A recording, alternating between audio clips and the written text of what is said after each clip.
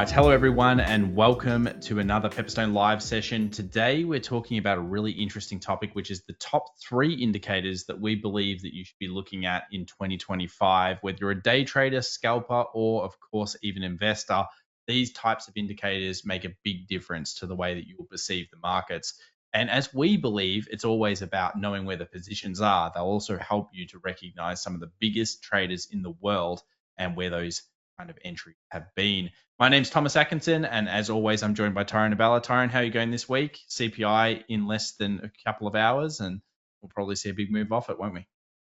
Yeah, markets are certainly preparing for it, that's for sure. Welcome, everybody.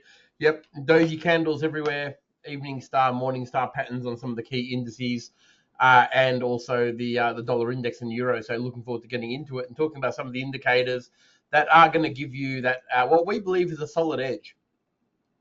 Yes. So let's begin by starting with, I guess, some of the majors here. We'll talk about crypto to start off with today, mix it up a little bit and go through some of the indicators you can use there, because I think we're about to approach a really important level, and I think it can showcase some of these key indicators. So let's start off with indicator 1, and that is, of course, going to be the volume profile. Now, we've done quite a few videos on volume profiles before, and I'm sure a lot of people have used them. But what you want to be doing is you want to type in volume profile into your Pepperstone account linked to TradingView, and you want to select one of these. Now, there are 3 major types. There's the visible range, which is what most people end up starting using. There's session ranges, and then there's fixed range. Let's click on visible range here.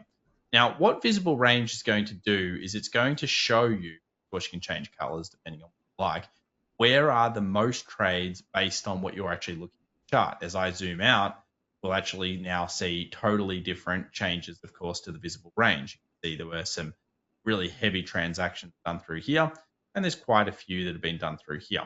Now, I don't mind visible range for a beginning kind of action. If you're first time looking at a chart, you want to know something, it can be really good.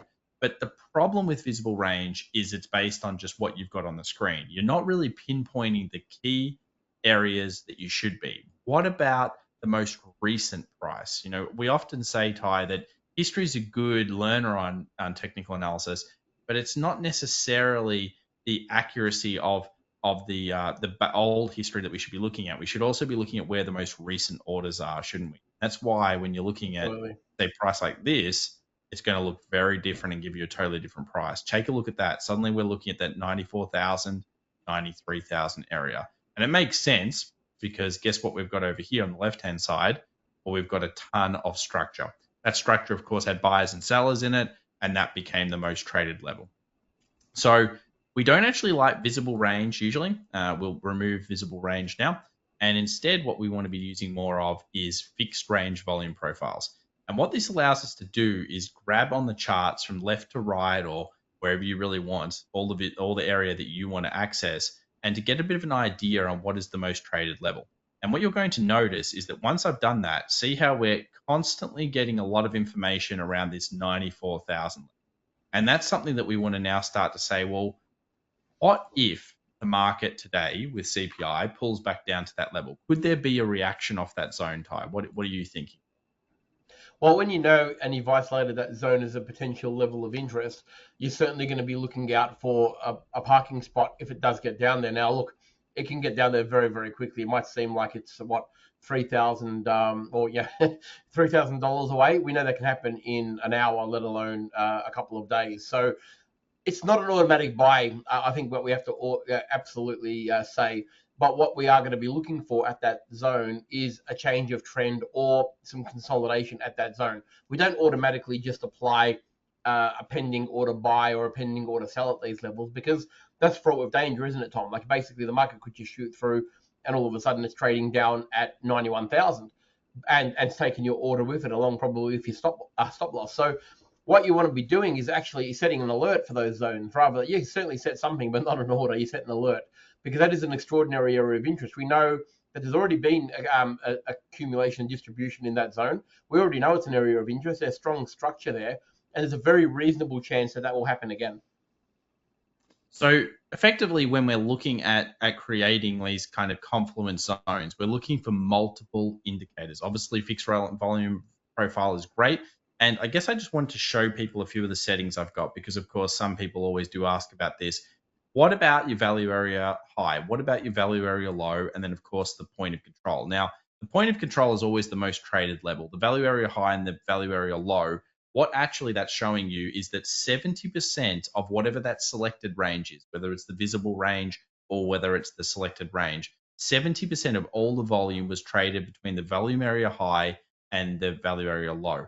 And that kind of shows you that really most of the trades going through here, and therefore this and this are actually outlier prices. So that's the first thing you want to be looking at. If you're interested in making any changes, see there the settings. Excuse me 1 second. Sorry about that. Lucky I saved everyone's ears. So when we're now looking at this price action, let's say we believe 94,000 is interesting. What about another indicator that we can bring onto the charts? Now, one of our favorites has been, and we're always looking for adaptive indicators, has always been the potential of using Fibonacci. So if we then stacked a Fibonacci going from low to the current high, do we have any overlays with this level?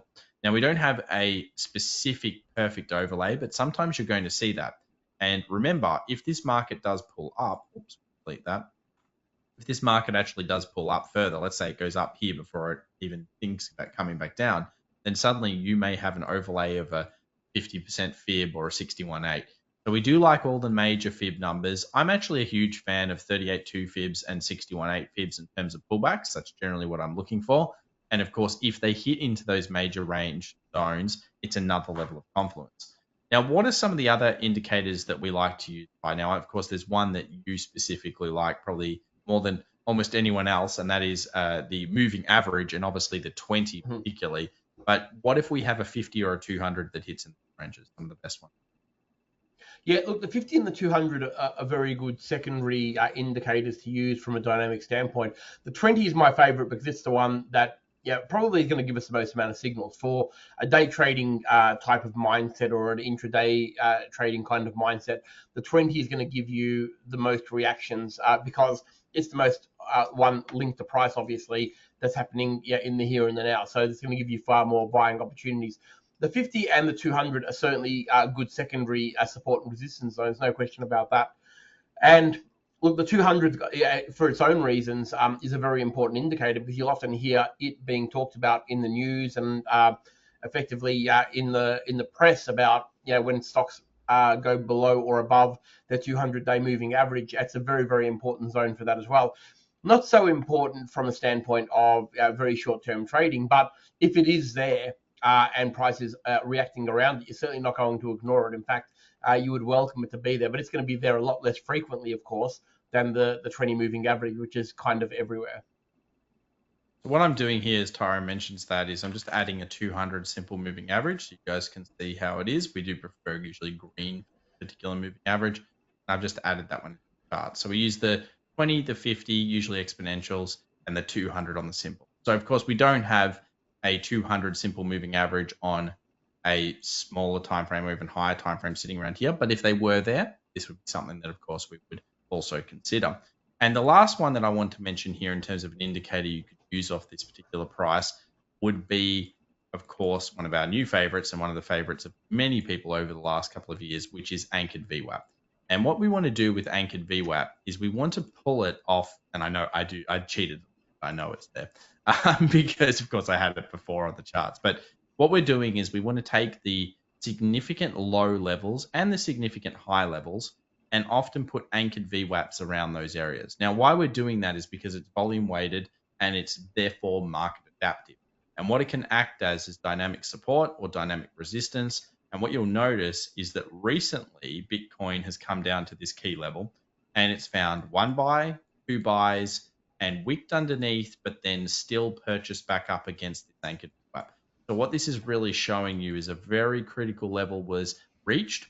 And in general, this anchored VWAP has been a consistent bullish catalyst. So again, it's another good stopgap that if you do enter into a position somewhere in this most value kind of most traded range, that this is sitting just behind it as well. And if that was in that range, would that be stronger? To anyone that's viewing here today, do you guys think that would be stronger? Or in the comments down below if you're watching the replay? Of course, the answer is generally yes, it's going to be quite a lot stronger. So again, building that complement step and starting to consider those things. Now, from a pure price action standpoint, Bitcoin also looks pretty good because it has started to, break through to higher highs. Tyron and I say that, the most important indicator is ultimately price. And in this case, what's happened is it's gone from making a series of lower lows and lower highs to, gone off the screen there when we said that, to a new higher high. Now, when that happens, and it's also taken out this level a little bit, that is a significant shift in sentiment, isn't it, Ty? It's gone from being horrendously bearish to potentially, we trapped you, haha. Now let's go back up.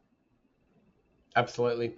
Yep. And look, like Tom says, price action is the ultimate best leading indicator, but it's very, very important to understand price. But the indicators that we've just talked about now, I think are really, really important. We've talked about this in the last week, actually. Can someone in the room tell us why the 3 or 4 indicators that we've actually just talked about, why are they so important and how they can work together? Can someone give us that answer? Let's see if people were paying attention from last week, Tom. All right, let's wait for that one. And while we do, let's jump on over to the US 500 and start to do some more analysis while we're waiting for that answer. So I guess with the US 500, the way that we're looking at it right now is obviously a new change trend from a series of higher highs and higher lows to potentially now actually looking at significant bearishness.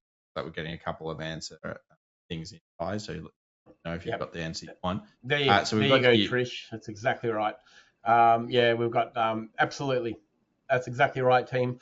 They're measuring different things and giving us different reasons to actually buy. So, one's volatility, one's momentum, one's dynamic. It's exactly what you're looking for. And volume is its own beast. So when you're combining indicators, just be certain that you are actually combining ones that complement and actually give you more information rather than duplicating the same information. So very good, team. Excellent work. Yeah, it's nice to see obviously people have really been paying attention, and that's the thing, you've got to constantly be in the game, and you've got to love what you do, and obviously everybody that's answering correctly is putting in the work, which is great to see. So let's have a look here at the market. Again, a series of lower kind of highs, kind of an equal low. Then something really changed last week. We actually saw a lower low formed. Now, depending on who you talk to, some people are going to say this is now in a potential bear trend on certain timeframes. I think it's fair to state that maybe the daily is starting to look a little bit much weaker, and obviously coming into CPI, it is looking there. And then, of course, if it goes underneath 57, 56, I think it'll be hard for anyone to deny that the bears are basically in pretty much control of the market. So down here would definitely shift it. But the reason I want to mention this, Ty, is because if we get the fixed range volume profile, we pull it through to the high, what we can do is we can start to kind of analyze where are the heavy trades, where are the biggest trades in the world, where have they been? So, of course, we've seen some huge ones here. We've seen some incredibly significant ones in the past around 5,700. And then, of course, we've seen even more trading around 56. So we've clearly detailed here, just with the volume profile, where are the most important levels that we need to be looking at. And it looks like on this chart that is going to be where we are pretty much right now, 57 and 56. How can that help us? Well, it can help us to decide on zones that we would maybe want to start thinking about counter trends. If trends down, maybe we could think about scalping counter trends here. There's likely to be a reaction there. The volume profile is so much more than, and remember, you're not going to get this if you use a normal volume profile. It's not going to be as obvious because that's taking into account everything you see on the chart. Here we've pinpointed from the low of last August up to the high. We're interested in that more relevant recent data. I think a lot of people overlook.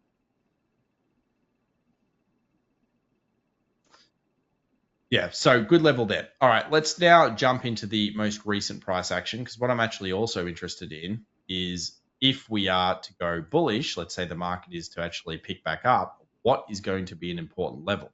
Now, a few people have been obviously following us on some of the other socials, Ty, where we talk about these markets all the time. But for the space, it's kind of like idea here of education. How are we starting to put together a storyline of when the bulls are really back in control of this market? How do we figure that out? Well, if we take from the high zone here to the low zone here, what are we getting? We're basically getting a really nice kind of flow of trends where it's kind of like 2 steps down, 1 step back, 2 steps down, 1 step back, or even 3/4 of the way back. And it's kind of been consistent. It's broken to a new low, and we now know where the most traded zone is. We now know that 5,900 to 5,930 is all important. And we've done that really just with one indicator. Now, if I went and looked at the options market, you're going to also see so that is also a very important level. And the options market is actually detailed 57, 56, and you guessed it, 59. So actually TA has shown you all of the best levels that just so happens the option market is also sitting on. So what would happen if we were able to break through 59.30 tide? Do you think that would bring the bulls back into markets? I think it needs that level to actually confirm to a lot of people, including the big players, that the market is actually on the way up. Now, look, we're going through an extraordinary week in the coming week. It only happens once every 4 years, and I know the market anticipates volatility, with the new president coming into power. But yeah, we've got to remember, though, a lot of that has actually been factored in. So you've got to be a little bit careful with the noise. CPI, obviously, in a few hours' time, is going to be a very, very big shaker of the market potentially. But really, there's nothing like a good, solid momentum swing into the positive direction that's going to get people excited about going long. And I think a break of that 5,900 is going to really open it up to probably all-time highs. I think that it needs to do it, doesn't it, Tom? I mean, it needs to get above there before we can actually take it seriously, because anything before that's just noise. So we need a very solid momentum shift. We want to see a solid series of higher highs and higher lows on a daily. And if that happens, and especially if that happens after especially after next week, we could probably see these new highs being taken out. Yeah, and that's how fast things can shift like that. Bad CPI result, bad earnings, obviously inauguration, all these types of things. Suddenly we're down into 57, 56 territory, saying where are the bulls? Are they coming back? A quick flip to the upside, and as you said, 59.30 probably breaks, then we're looking at all-time high. And you may say, well, easy to say, you're getting close, but actually 59.30 would still be around 3% away from the all-time high. So it's amazing when technicals start to confirm things, how you can start to actually say, okay, now I've got some edge. And as we often say in markets, it's about patience, react, don't predict. I've got a new coin phrase. I'm getting a lot of coin phrases, but one of them is going to be that you just need to have no emotion. So the coin I'm going to have for 2025 is no emotion. And the reason why that's so important is because it doesn't matter whether you're buying a used car, it doesn't matter whether you're buying a house, it doesn't matter whether you're buying stock or a crypto or currency or anything. I bet you if you look back over your best trades and worst trades, the ones where you felt any emotion, whether that was bearish or bullish, will probably never be as good as the ones where you were stone cold. And you were like, I'm just buying it because the rules tell me to do so. So remember, no emotion tends to work pretty damn well when it comes to markets. And I think that is a great coin phrase if you're going to take anything away from today's video for 2025, because this is not going to be an easy year for an investor, but it is going to be a great year for traders if you're able to look at both the buys and the sells. We think it's going to be quite volatile with all sorts of up, down, and all rounds. And we can already see that with the way it started. So the first indicator is obviously fixed range volume profile. What second indicator though? So let's go back to fibs and start thinking about those a little bit. Well, what can we do with fibs and moving averages? Well, of course, we can start to have a look around and see whether there's any key moving averages. Now, I think we can all argue that, well, not even argue, probably all state that the 20 weekly moving average is pretty important level of dynamic support. So, of course, you may be very interested in how the market reacts here. If it gives up this 20 moving average, then this one becomes open, the 50. And of course, for that to happen, well, that would be quite negative. So, it's been something that's been consistent since the bull run.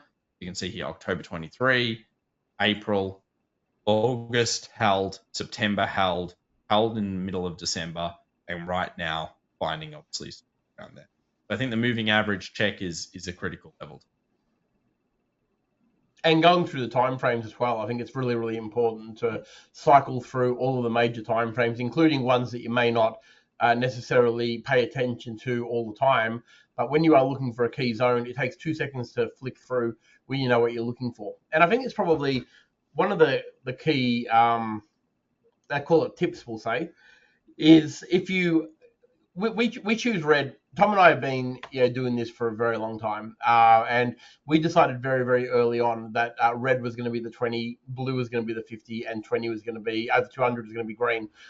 It really makes absolutely no difference what color your moving averages are, of course, and it doesn't matter what color your candles are. It makes no difference at all. But what is very, very important that is they actually mean something to you, where you can actually flick through 100 charts and know instantly where those moving averages are and what they are. You don't have to look for any symbols to see, is that the 20 or is that the 50? You need to know instantly what they are to be able to be an efficient trader.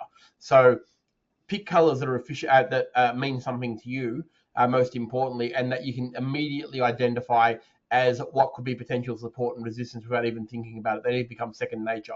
It's very, very important, because people can get very creative with their colors, and sometimes it looks like there's a rainbow on the chart, but if you don't know what each of those lines mean instantly, then you're probably going to be you'll get a little bit confused, and it'll slow you up. There's colours don't mean anything if you're colorblind. That is true. That is true. Yeah. So what I've done here is I've actually just pulled through a anchored VWAP, just to show you the kind of levels here off the low, and I just made it yellow. So that means that it's delineated. Now, if you always had anchored VWAP as yellow instead of the default green, or you had the green as the 200, then it will help instantaneously to know what you're looking at. So obviously this anchored VWAP added here.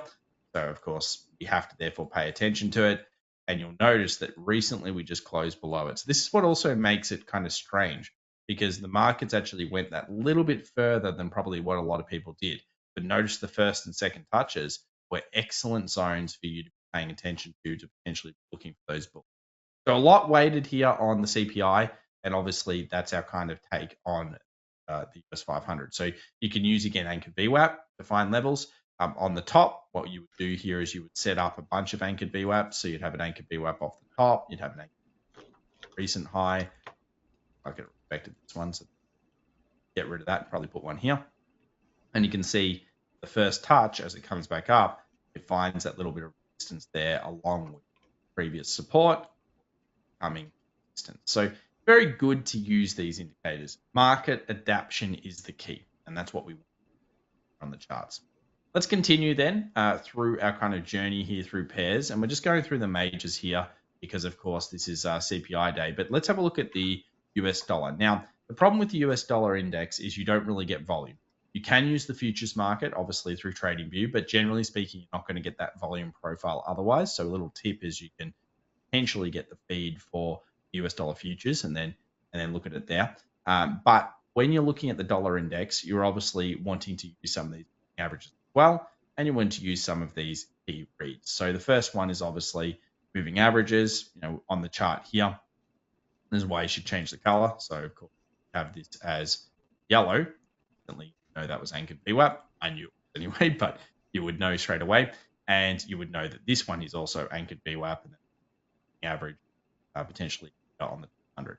So this is a 20, a 50, a 200, and of course anchored VWAPs. Now, why I'm paying attention to this is recently we saw a 20 went up. We actually did a live analysis on one of these shows, so make sure to subscribe down below if you haven't already for 2025, so you can see how we break these down. And we found buyers, and then we did it again, and we found buyers. And so far, it's been a series of higher highs and higher lows. So Ty, if it does come back down to this 20 weekly moving average, or 20 daily moving average, we still have to suspect there's a buyer there, don't we? Especially for scalping day trading. Yeah, I think it will be ideal, actually, if it does that. In fact, I welcome it, because I think that would actually make the trend even stronger for the most part. The interesting thing that we've got here on this daily chart is that we've got an evening star pattern, a perfect evening star pattern, actually, on the daily. And its target is actually the 20 moving average. So it actually, the pattern plays and proves into what would be a good level of support as well. So certainly one to watch. And look, no real surprise that it finds itself there. before a major news announcement. Like it is very, very common. But that's a very, very interesting pattern there. And that again, the length of the pattern is generally the profit target on that, of course, for all of you who have done the courses. So you would know that. So the 20 moving average, if it happens in a reasonable amount of speed, is going to hopefully catch this and see the dollar probably go a little bit further than 110.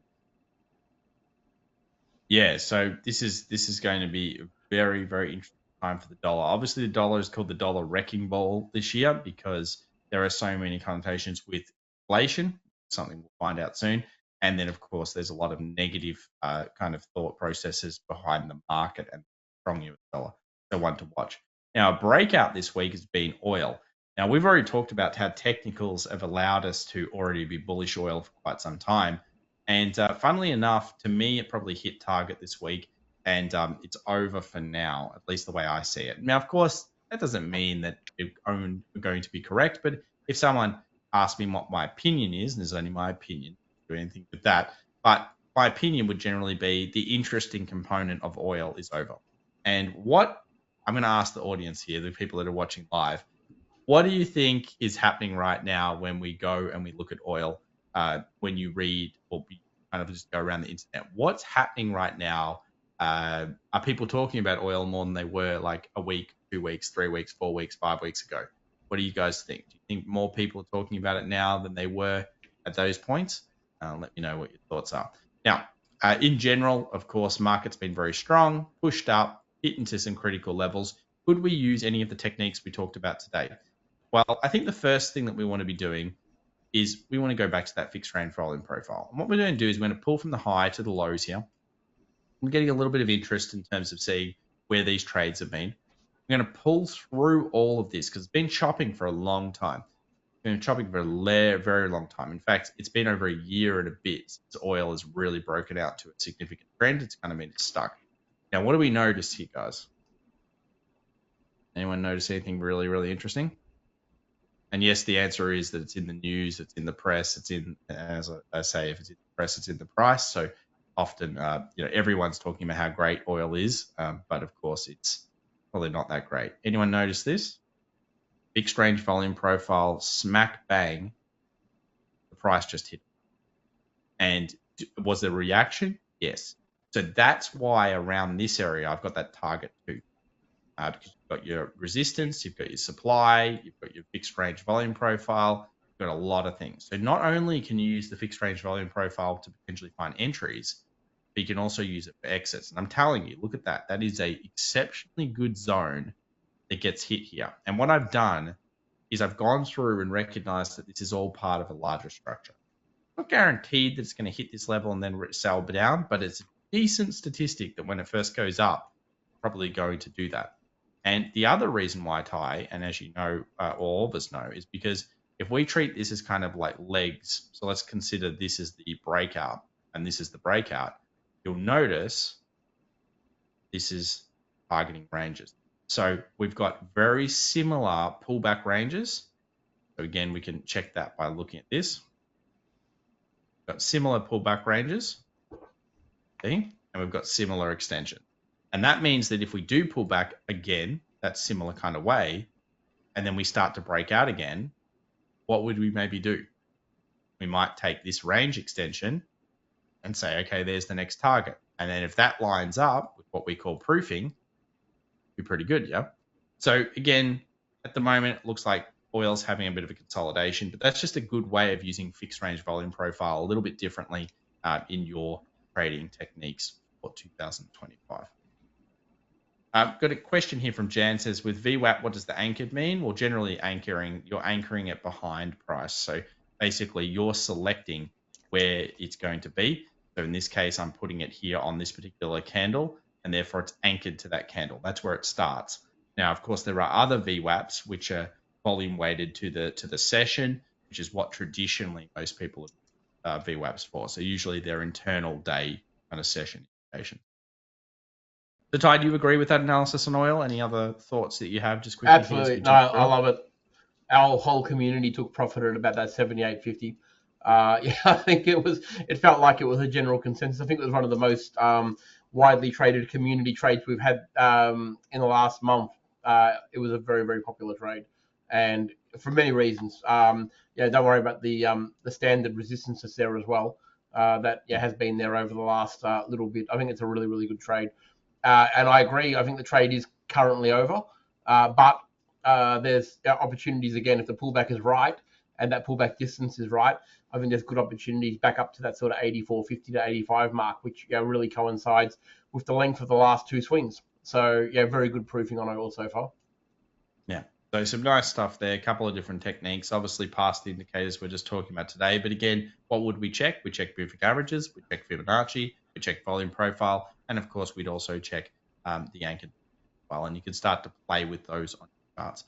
All right. So next one up, if we're having a look here, would obviously be gold. A lot of interest in gold and silver at the moment. You know me, I'm always gold. So I'm just going to find some indication. I'm going to do some curve fitting here. But in all seriousness, what I would generally do is, again, we recognize it's in a sideways market action. So we're going to want to know where is the most traded level. That helps us to then define, maybe where we want to see switches of trend or switches and changes. We can see here the most traded level is pretty obvious. We're currently trading above that range. We can also go over to the recent price action, start to get a little bit more of an idea of how markets have they changed. As things said, this is very equal distribution compared to maybe over here, which is going to be more aligned with that. All very important levels. So as price takes above this range, you have to say that's more bullish than if it's below, which would be, of course, more bearish. So in this case, not as much information that's going to help us to get, an excellent entry point. But if the market that ends up coming back down to here, let's say it goes, makes a new high, comes back down to here, would that be an excellent buy zone for a scalper day trader? Yeah, of course it could be, because it's heavily traded. The market's already confirming it wants to go higher. So as it pulls back, it's allowing you to maybe get into it. So I think gold, from my perspective, I'd be probably like looking at it kind of bullishly, but I think you'll find that if we're applying anchored VWAPs, moving averages, because we know it's in a trapped pullback and time tie, it's not going to be as good on the daily as those more momentum based in. No, that's right. I think it needs to, before this one starts to get exciting for a long move, it needs to get above that sort of 27.20. We've said that a few times. I think we need to break above that level. If we get a daily close above there, I think it could be party all the way to 3,000. But it's still got to do it. And it's proving to be a good sideways trading instrument, though. Like if you actually mark up the high and the low of the ranges that we're talking about, it's giving you some good scalping opportunities on the smaller time frame. So certainly, and that's another thing too, isn't it? Like understanding which market you're trading is very, very important, because if you understand the markets that you're trading, you can apply the right technique. So it would be foolhardy at best at the moment to be trying to trade gold in a long direction or a short direction, because you simply haven't got enough evidence. But if you're trading it in a sideways environment and using the correct indicators and levels to actually just scalp and day trade it, you're going to have a party. It's going to be great. But understanding that that's exactly what it's doing gives you the opportunity to actually trade it correctly. And then the breakout will come eventually, and it may not be long. It may surprise everybody and be at 580, and at that point, we'd be looking at it potentially going back to 24.50. And both directions are very valid. You can make a case for either, but you wouldn't preempt them. You need to close above or below those levels before you start trading in that direction. So understand where the market's at and trade it appropriately with the correct indicators. And of course, the correct, probably the key word for me in 2025, Tom, is expectation. Trading with the correct expectation of what the market will give you, rather than trying to create your own expectation. No one wants to create their own. Well, that's right. Well, we'd love to create our own expectation, but the likelihood of it actually working out is not going to be there. You really need to understand what the market is prepared to give you in any given time, and make your trades really fit that, and you're going to have a lot more success. No question about that. Yeah. You make sure you've got your TPs, stop losses, and everything set. So here's the euro. I guess we'll finish up here. By the way, if you have questions about any of these things we've covered today, please make sure to ask them right now, or put them in the comments down below, and one of the helpful staff will have a look at it. So basically, the big thing here is, of course, euro is very clearly in this downward trend against the 20 daily moving average. Now, we've mentioned this. In fact, I think we were here last week talking about the short on last week. I feel like it was last week. Yeah, it was. Talking about the short here at the 20 and how we've already seen these kind of levels obviously make new low. As it makes new lows, you can't discount it. So again, if it came up to the 20, I'm not going to ignore it. I'd be looking again for a potential short. I mean, you might say this time is going to be different, but could have said that here, could have said that here, could have said that here, coulda, woulda. The key is that we go and we look for other replicable steps. So what we're really talking about here in using these indicators is to make sure that we are consistent with our approach. Now, let's bring down here a volume profile. So what you're going to notice is that we seem to have a decent amount of trades going through here. We've got a lot of trades going through here. So not that helpful on the down, especially if the 20 is underneath, and that's what seems to be the most replicable thing at the moment on this chart. So we have to keep that in mind. But we could also use fibs, couldn't we, Ty? So we could put a fib here and we could say, okay, well, it looks like each one of these pullbacks, so let's take a high to a low, has been pulling back to the golden pocket. So that's the 61.8 fib. This one here went deeper, so it went a little bit deeper. And then this one here, if we go and take the Fibonacci high to the low, the 61.8 fib will just be around that 20. Remember, the 20 will keep coming down a little bit as market kind of flattens off. It is a bit lagging indicator. So we may be seeing some resistance here. So is the 61.8 golden fib pocket a good level? Yeah, there's a reason they call it the golden ratio. So in this case, this would be a very interesting level for us as day traders to potentially be looking for shorts. And of course, then we would need to use our systems to activate small time frame. Again, just using a couple of techniques that we've already talked about today. Absolutely. The only thing you have to be mindful of course, with the euro is like its inverse friend, the dollar index. There is a morning star pattern here at what is traditionally a good level of support. So just be mindful of that. But this pattern doesn't mean it's going to reverse the trend, by the way. This pattern just means it's going to reverse a smaller trend. So it could easily get up to the 20 moving average, maybe a little bit higher. Quite often it does shoot through. You might see it touch 104 or a little bit under, then completely roll over and down she comes again. And that pattern would still play out even in that instance. So just be mindful that if it does go short, even from here, I mean, I don't know if it will, because I don't know if it's that aggressive. It looks like it's starting to slow down a little bit. The lows are a little bit closer together, and it is a bit of a key zone. But I don't know, Tom. I've got a feeling that the dollar index wants to go past 110, and if it does, that's going to spell doom for the euro. We're going to see, probably euro back, somewhere around the 101 to maybe parity. So it's going to be an interesting time. But I think one to definitely keep the tools that we've talked about today at your disposal to make sure that you're actually using them and understanding that they are at very, very key levels. There's no question about that. We're talking about the S&P, we're talking about the dollar index, we're talking about the euro, we're talking about gold.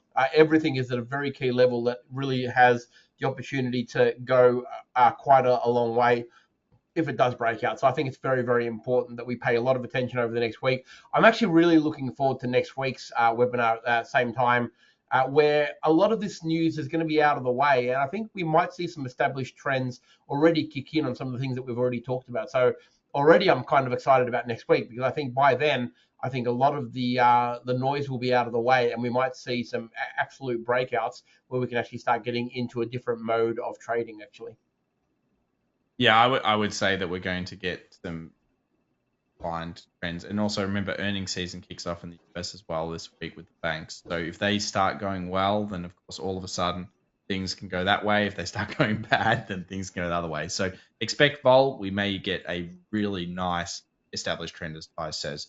Well, guys, there's been a couple of questions. Obviously, they've been answered in the room. So thank you so much for attending today. As always, make sure to sign up in the links in the description down below for next week, because it is going to be a really, really interesting established trend potential here that we can start talking through with these key levels.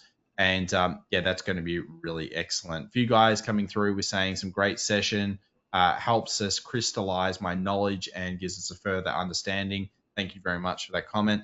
And it's great to hear that people are starting to put together. Remember, you can hear something. They say that if you read a book, that you don't really absorb that information. I don't know how people listen to this in 2x and listen to podcasts at 3x speed and stuff like that, which people do. But generally saying, they say to really understand a concept or a book, you've got to read it like something like 5 or 6 times, which would be wild. But I think that's because there's an understanding and then there is a deeper understanding. And I always say that with quotes.